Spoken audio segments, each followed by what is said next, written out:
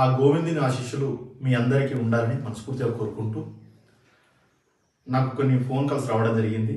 గురువుగారు మీ పరిహారాలు మేము చేసి చూస్తున్నాము, చాలా బాగా జరుగుతున్నది, మాకు చాలా మంచిగా అనిపిస్తుందని చెప్పారు.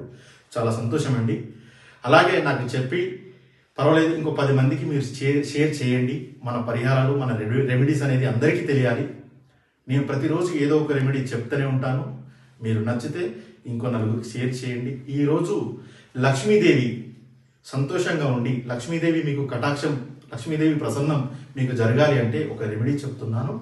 ఇంటిలో ఉండి మీరు సులువుగా చేసుకోవచ్చు. ఒక మట్టి ప్రమిద తీసుకువచ్చి అందులోపల పచ్చకర్పూరము వేసి వెలిగించండి.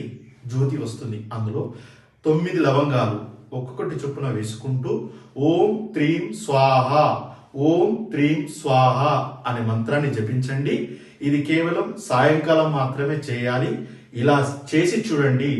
లక్ష్మీ కటాక్షము, లక్ష్మీ ప్రసన్నము ఖచ్చితంగా జరుగుతుంది. ఆ లక్ష్మీదేవి స్వయంగా మీ ఇంటికి వస్తుందండి.